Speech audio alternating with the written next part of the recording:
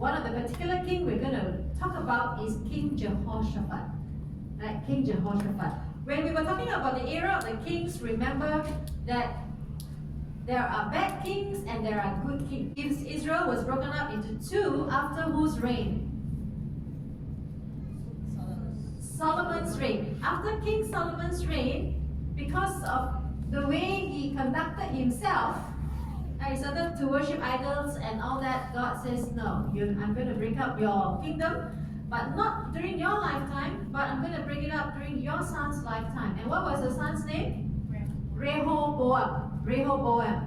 So finally, Judah was ruled by Rehoboam, Israel by Jeroboam. Because Jeroboam, even though God promised him that he was going to expand his kingdom, but Jeroboam went on and started to worship the idols.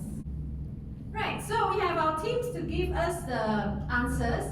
First thing we want to do is we want to go to 2 Chronicles 16 and 17. 16 and 17, where we want to learn about the ancestry of Jehoshaphat. Is it important to know about the grandfather, the grandmother, and all that? Is it important to know historical facts? Why? You see their influence, the influence that they have. Right, you see whether the influence is good or the influence is bad. Describe the ancestry of Jehoshaphat. Jehoshaphat is the great-grandson of Rehoboam. Okay. And his father is Asa. Asa was at first considered a good king, and then after that he made a wrong decision and become a bad king. Understand here that Jehoshaphat is the son of Asa, grandson of Abijah, great-grandson of Rehoboam, and great-great-grandson of Solomon, and great-great-great-grandson of David. So it's in the line of Judah. The father was Asa. Asa was a good king. Abijah, bad king. Rehoboam, bad king. Asa was a good king until he made wrong decisions. It always happens, isn't it? Solomon was a good king until he made wrong decisions. And David also made a lot of wrong decisions in his life, but David has always been classified as good. Asa was a good king until he tried to make enemy beheaded, and then he even picked the bulls and Simeon from God's temple. right. You see, these two countries were fighting with each other. Let me just go back to this map. These two countries were fighting with each other. So what did he do? He tried to go and make friends with Syria so that Israel will not attack him. And what did he do? He took the silver and everything from the temple and gave it to the Syrian king. So God was obviously not happy. So that was Jehoshaphat's father. Jehoshaphat's father. Was he of good influence to Jehoshaphat? You will notice that there are some bad father, good son. There are some good father, bad son. So here we have Jehoshaphat, and he was from a good lineage. Overall, Asa was a good king. He was from a good lineage. Why was the Lord with him, and how was he prospered? We are talking about Jehoshaphat, and we are going into 2 Chronicles 16. It's very strange that Kings does not talk so much about him. You will notice that 2 Kings talk a little bit about Jehoshaphat, but not much. Chronicles talks much more about him. Chronicles is very pro-Judah. 2 Chronicles 17 verse 3. Can you read that loudly? The Lord was with Jehoshaphat because he followed the example of his father's early years and did not worship the image of Baal. What about your versions? David, huh?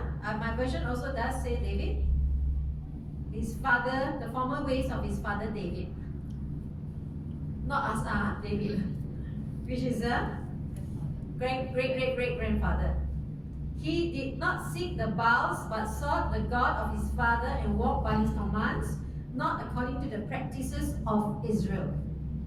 David was sinful in 2 instances, remember? Committing adultery and committing murder. But he never bowed down to any other gods.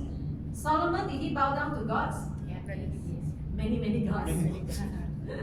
Many gods, but David did not. That's why I think the special mention of David here.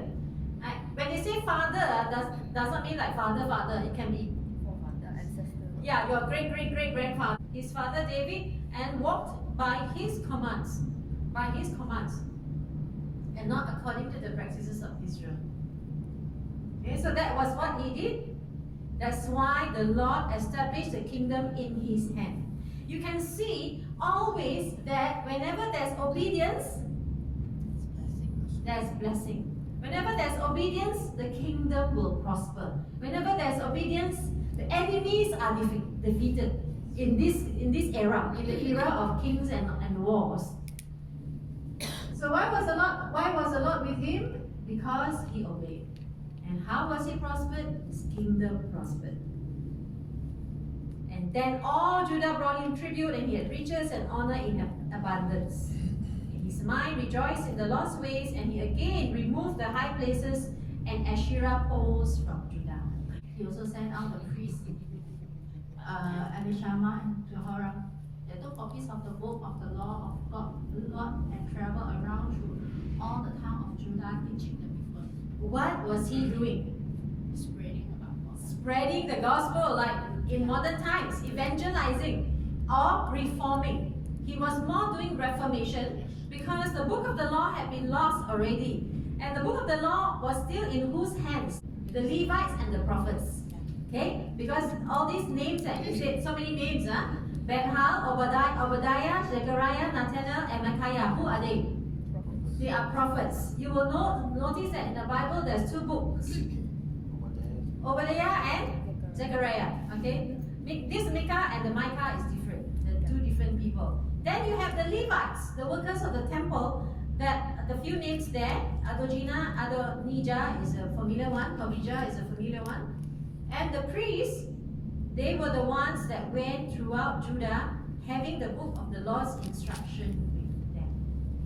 Because that the fear of God fell over all the kingdoms, that none of them want to declare war on Jehoshaphat, and also that peace there. And some of the Philistines even brought him gifts and silvers or that. Yes, yeah.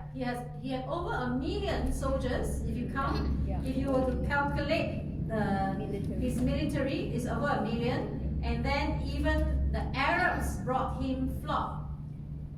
Here in verse 11, it talks about Philistine and Arabs. The Arabs brought him flock, 7,007, 7,007. Nice numbers. So the neighboring countries were so fearful. Can you think when it was it that the neighboring countries were fearful of Israel? Under whose reign? Under whose reign? David. Under David's reign and following to Solomon's reign, they saw how prosperous Israel was. They sent all those things to Solomon and earlier to King David. So now it's happening again to Jehoshaphat. Was that blessing from God or not? Yes, definitely. Definitely it was blessing from God. And what did he just have to do?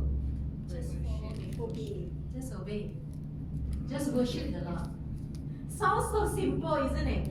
Just obey. Just worship the Lord. Just follow his commandments. This was the olden days. Right? Does it apply still now today? Yes. It still. Right? It still applies. The word of the Lord is from then until now as well. Any other words? Comments? Okay, good. Right, so you can see that in chapter 17, you can see the accomplishments of Jehoshaphat. He was a great king. He was a great king. He was a great follower of God. He was blessed. Then we go to Tigvel, 2 Chronicles 18. Let's go down to 2 Chronicles 18. What were his dealings with Ahab? Remember Ahab? Good king or bad king? Bad king. His wife's name? Jezebel. Okay. He's still alive. They are all Israelites. His family. Just that they're broken up already. What was his dealings, or what were his dealings with King Ahab? He made an alliance with Ahab through marriage. His son Jehoram married the daughter Athaliah. Whose daughter? Ahab and Jezebel. Can you imagine now Jezebel still has influence. And now the influence is creeping into Judah. Because here was Jehoshaphat, the son Joram. Okay, it can be Jehoram or Joram. Actually, it's quite confusing because here also has another one. Where is it? Joram. Here. Joram. Jehoram. Very confusing. So here is Jehoram, and they have a marriage alliance between Jehoshaphat and Ahab by giving the daughter Athaliah to the son of Joram. When it says made an alliance with Ahab through marriage, what do you think that means? Political alliance. Because when it says alliance, it's not like, oh, you know, these two fell in love and they saw each other, they loved each other. It was a political alliance. What do you think was Jehoshaphat's mind when he did that? There were some commentaries saying that he might be thinking of trying to unite both Israel and Judah. Is that a possibility? It is a possibility. Because after all, Israel and Judah are the same. If I were a powerful king and if I were thinking, oh, these two are anyway God's people, why don't I try to unite them? And one of the ways he did was to marriage. Through marriage, Jezebel's daughter. Little did he know what he was getting into. Because this woman is not a simple woman. Because the mother is not a simple woman either.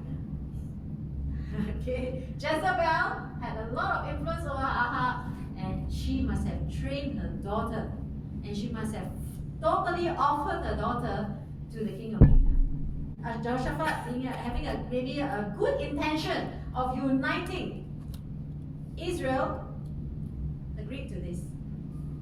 Furthermore, then, so after some years, he went down to visit Ahab in Samaria. And Ahab sacrificed many sheep and cattle for Jehoshaphat and the people who were with him. Okay, normally we sacrifice cattle and sheep for who? In older time, you can only do that for God. But this one, Ahab sacrificed many sheep and cattle for Jehoshaphat. What do you think he was doing? Trying to seal the deal, right? Trying to seal the deal. And he had an intention in mind. So you see, no doubt you think he's a weak person, but he must have been influenced from behind by the wife. Because then the wife told him what to do, which is always the case. We've read that before. Then he persuaded him to march up to Ramoth Gilead to fight the king of Aram. Okay. So here we have Israel here, for those of you who were not here, then we have Judah. These are the two capital cities. That's where the Samaritans came from, right? Samaria. That's why they are bitter enemies even up to Jesus' time. Up to Jesus' time, the Jews could not associate or even talk to the Samaritans. Perhaps Jehoshaphat is thinking, I want to maybe unite. Let's unite back God's people. And Ahab persuaded him to march up to Ramoth Gilead. It's on the eastern side. On the eastern side. He wants to capture Ramoth Gilead. And he knew that King Jehoshaphat has a strong army, strong military. So, what was his reply? So Jehoshaphat said, I am as you are, my people as your people. We will be with you in the battle. You can see the hint from this sentence. Alright? You don't even have to, the commentaries are correct. But you do close reading, you can see the hint in this sentence itself. What was the intention of Jehoshaphat? To unite, because he feels, I am as you are, my people as your people. He thinks that both are okay. Is it okay to think that way? Humanly what? Correct or not? Why are there so many divisions of Protestant churches in the world today? 200 over Protestant churches having a little bit of difference here and there. Is it good to unite? Because humanly thinking, we always believe, yes, it's good to have unity. It's good to reconcile, Alright? It's good to make peace. Then we will figure out now this is what's happening. Jehoshaphat must be thinking, yes, let's unite together. He's still very, very fearful of God. You know, he's a believer in God. What did he say? First, please ask what the Lord's will is. Please ask what the Lord's will. Was he a faithful follower of God? He Yes. was a faithful follower of God. And he was trying to influence Ahab also to seek God first. So what did he do? So the king of Israel gathered 400 prophets and asked them, should we go to Ramoth Gilead for war or should I refrain? And the prophets told him, march up and God will hand it over to the king. Okay, which type of prophets are these? 400. They're familiar? 400 prophets, familiar or not? Baal is 450. Which incident that had 400 prophets? Elijah. Yeah, Mount Carmel experience, remember? When he called down fire, there was 400. So which type of prophets do you think these are? Is it Yahweh's prophets or is it Baal's prophet? Yeah, most likely, it doesn't say that, but because after that, Jehoshaphat would reply by saying what? Isn't there a prophet of Yahweh here anymore? Let's ask him. Okay, so definitely the 400 cannot be Yahweh's prophet, because after Ahab brought the 400 and asked them, should I go to war? They say, oh yeah, definitely, march up, God will hand it over to the king. Then Jehoshaphat says what? Isn't there a prophet of Yahweh around? Isn't there a prophet of Yahweh here anymore? Let's ask him. So Jehoshaphat is a very faithful follower of God. Everything he does, he wants to ask first. Which king was like that? King David. Should I go to war or not? And what did they use? Ephod. Yes, you're right, Jeffrey. The ephod with the Urim and Thummim inside. Then the king of Israel said to Jehoshaphat, there's one man who can ask Yahweh. But what was Ahab's response? But I hate him because he never prophesies good about me, but only disasters. Imagine that. This king, Ahab, did Elijah always prophesy good about him? No. So here comes one guy called Micah. He never prophesies good about me. Always prophesy disaster. Would you want this kind of advisor or not? We always like people to say good things about us. As we always like people to say good things. Like when people say bad things, like Ahab, I hate him because he never prophesies good about me. He only prophesies disaster. But why does he prophesy disaster? That's right, because King Ahab was disobedient. So it's nothing to do with the prophet, it had to do with the person himself. And of course, Jehoshaphat was trying to be, very diplomatic. Oh no, the king shouldn't say that, right? So verse 12 and verse 13 tells us something. Verse 12, this messenger goes to Micah and tells him, look, right, the prophets have already said the king is going to win the war. So let your words be like theirs. Speak favorably. That means even if you lie, you speak favorably. Because everybody else saying they will win the war. So if you go to the king, you better speak the same language. But what did Micah say? As the Lord lives, I will say whatever my God says. I will say whatever my God says. It is a good lesson for us. We always want to be together. We always want to be agreeable. Okay, but here, as far as the Lord's word is concerned, as far as the truth is concerned, the prophet says that as the Lord lives, I will say whatever my God says. So he went there, and what initially he was trying to mock the king, right? Yeah, you should me. But the king himself knew that Micah was lying. So we go to verse 18 now. Verse 18 is exactly what Micah saw. And this is important because this is one of the few instances whereby you can see this kind of scene. Therefore, hear the word of the Lord. I saw the Lord sitting on his throne, and the whole heavenly host was standing at his right hand and at his left hand. Alright. When is it up to now? Kings and Chronicles, have we seen a vision like this? None, not yet. He's seen the Lord sitting, or Yahweh sitting on his throne, and the whole heavenly host was standing at his right hand and his left hand. This is about the first vision in the Old Testament about what really the throne of God is about. And here you have God sitting on the throne and the whole heavenly. Who are the heavenly hosts? Angels. Standing on the right and the left. And then what he says? And the Lord said, Who will entice Ahab, king of Israel, to march up and fall at Ramoth Gilead? So one was saying this and another was saying that. Then a spirit came forward, stood before the Lord, and said, I will entice him. The Lord asked him how. So he said, I will go and become a lying spirit in the mouth of all his prophets. Then he said, You will entice him and also prevail. Go and do that. Wow. God is enticing, God is telling somebody or allowing the spirit to speak lies.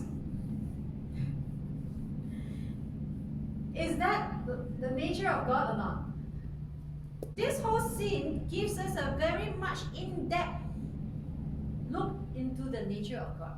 We have to accept, this is his way of dealing with this king, alright? We must understand that God is a very unconventional God. Yeah. Alright? That he also has his strategies. And here he is talking to his heavenly host, his angels, and there is a spirit that comes out. What spirit is that? What spirit is that? In Hebrew it says ruach. So it's spirit. But it doesn't say whether it's a Holy Spirit or not. It doesn't say. It just basically says there's a spirit. Some versions will say the spirit. But I think my version says a spirit. A lying spirit. Well, even more detailed. Well, what is yours? Verse 21, mine says a lying spirit. I will go and become a lying spirit. Okay, verse 20. A spirit. A spirit. Jeff, do you have, what version do you have? A spirit. A spirit. A spirit. Can you see what yours is? Yes. A spirit. That means it doesn't specify it's the Holy Spirit. It's basically ruach. They were not able to define.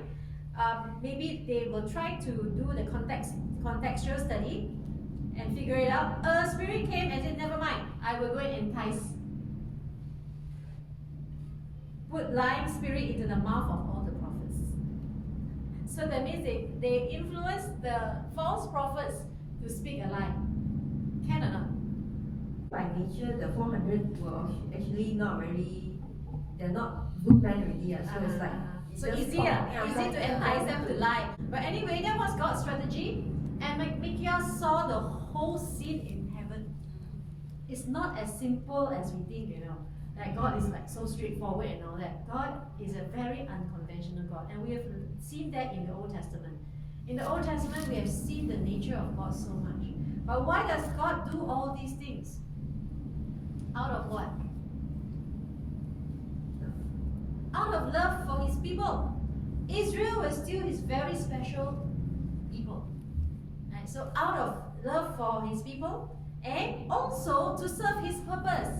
That's the reason why we are going through the whole Bible, to understand God's purpose in our lives and in the lives of those people before.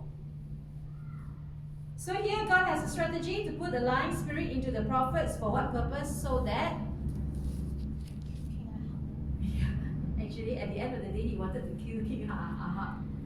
So what happened? What was his prophecy actually, Micah? Means that that the Lord has pronounced disaster against you. Right? That means to say whatever you like, whether you like it or not, I'm going to tell you that you are going to die. The Lord is going to pronounce disaster on you. Okay? And how did he die? King Ahab was a coward. And he asked King Jehoshaphat to remain as a king, and he would disguise himself. Because normally if I were the enemy, I would go and kill the king first, isn't it? And the king is dressed properly, nicely, easy to be a target. But anyway, God preserved Jehoshaphat, but at the end, Ahab was killed. What was God's response? Let's go to 2 Chronicles 19. Is it right for us to try to unite Is unity important? Or is unity at most? Okay, in chapter 19, Jehoshaphat, he returns home after the war, and then Jehu, son of Hanani, the seer, he went out to confront him. Seer and prophet same, huh? Seer, prophet same. Okay. So he said to the king, "Do you help the wicked and love those who hate the Lord? Because of this, the Lord's wrath is on you." Do you help the wicked and love those who hate the Lord? Even though it was a kingdom of Israel, but King Ahab, did he love God? No. He was worshipping other idols. He didn't even bother about God's prophets and all that. So here, the prophet has come to King Jehoshaphat and tell him, do you help the wicked and love those who hate the Lord? That means, talking about King Ahab. So was God agreeable to the union? Definitely not. So even though they were Israelites and seemingly from the same church, alright, God was not favorable about the union. Definitely not.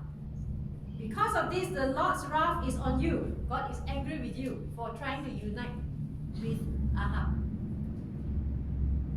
Strange, isn't it? So it does not mean that unity is the utmost. Correct enough. It doesn't mean that we must have unity and harmony when we don't have the truth and the obedience. And that is exactly what's happening here. However, for some good is found in you. What was that good? For you have removed the Asherah poles from the land and have decided to seek the Lord. So God forgave him because of what? For what he had done. He was removing and seeking. Yeah. He worshipped only God. Same thing as David. Worship only God. He may have done something wrong aside of it, but he continued to worship only one God. Not like Solomon or Ahab and all this time. So he was saved from that. Okay, let's go to the next one. 2 Chronicles 20. Now we're going to 2 Chronicles 20. We're going to a very, very important aspect of Jehoshaphat's life, which we can learn definitely in our life as well. And it was about the war. Even though he was a strong king, but there were countries that wanted to go against him. Who were they? Moabites, Ammonites, and Meunites. Here we see that the enemies, they want to fight or to want to have war with Jehoshaphat, and when he received the news, he was terrified. He was really afraid. Yeah, because the Moabites, the Ammonites, who are they? Are they also cousins? Yes, they are also from the Israel nation. Moabites and Ammonites came from Lot. Came from Lot. Was he afraid? He was afraid. He was afraid. He was terrified. He was terrified. Yeah. Verse 3 says Jehoshaphat was afraid, but he resolved to seek the Lord. Yes. His father, what happened? His father was afraid of Israel. And He went to look for Syria to come and protect him, and he sold all the temples, silver and gold, to bribe or to pay for protection money. Here, instead of that, what did he do? He proclaimed a fast for all Judah who gathered to seek the Lord. They even came from all the cities of Judah to seek him. So Jehoshaphat was definitely a very faithful, obedient king. And he didn't use his own strength. He used God's power. And what was the first thing he did? Fast. Fast and Pray. pray. He didn't gather his enemies, his army. He didn't count his swords and all that. He fasted and he prayed. Fasted and prayed. So is fasting and prayer important? Yes. Definitely important. Second thing. Okay, fast. Okay, fast. First thing, prayer. Second thing, he prayed a very long and very nice, prayer. Yahweh, the God of our ancestors, not the God who is in heaven. What's the third thing he did? Because he did. Before that, I just want to bring attention to verse 15, where one of the Levites, the Spirit came upon him, and he said that, the battle is not ours, it's the Lord will fight our battle. The battle belongs to the Lord. Yes. The battle belongs to the Lord. Isn't that a wonderful thing? The battle belongs. That do not be afraid or discouraged because of this vast number. That means to say he knew that the Moabites, the Ammonites, and the Meunites form more than 1 million. He was afraid. They probably have more vast numbers. Then the prophet told him what? The battle belongs to the Lord. It doesn't matter what we face in life. The battle belongs to the Lord. And this is what God told him. God told him, tomorrow go down against them. Okay, verse 16. You will see them coming up the ascent of Ziz, and you will find them at the end of the valley facing the wilderness of Jeruel. Verse 17. Yeah, before they go to the battle, they sang, they praised and worshiped God. Because verse 17 says, you do not have to fight this battle. Position yourself only and stand still. How many of us like to fight our own battles? God or not? God. God got no money, you gotta go and find money. Got no boyfriend, you gotta go and find boyfriend. Your children are naughty, send them to some motivational class, all these type of things. But here, God is saying, you don't have to fight.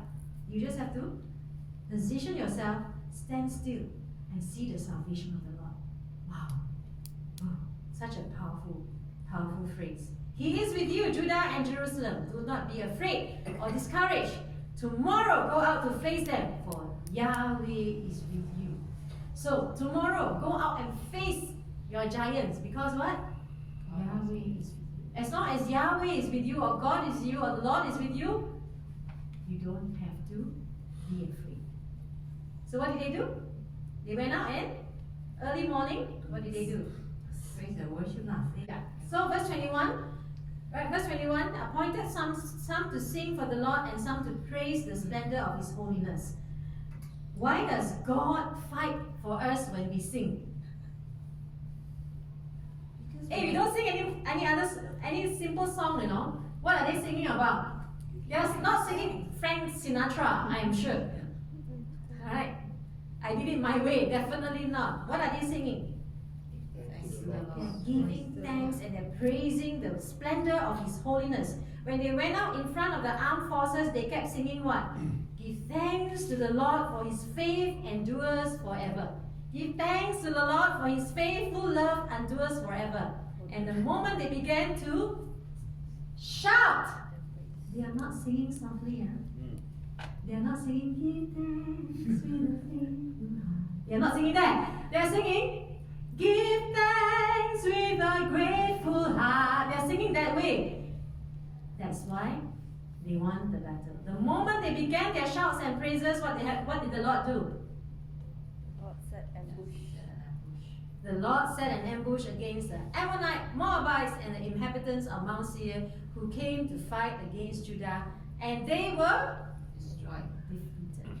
So when we are facing with our enemies, what should we do? Sing. Praise. We fast, we pray, Sing thanks. we sing. That's all. So easy. We just have to sing. If you can't sing, what should you do? Just croak. Doesn't matter. God will hear your singing. I mean, I don't think all of them are great singers, but somehow they won the battle just because they sang. And the enemy was defeated. Easy or not? I just love this story, I just love this story so much because it makes my life easier. Isn't it? Sometimes we think we have to fight our own battles. We think we have to, fight disease, we have to fight this, fight that. But here, God is telling Jehoshaphat, all you have to do is to be obedient, to follow my laws, to worship me and me alone, Yes. and sing. Yeah, that's bad. So afterwards, in the worship, please sing as long as you can, because when you sing, the battle is won already.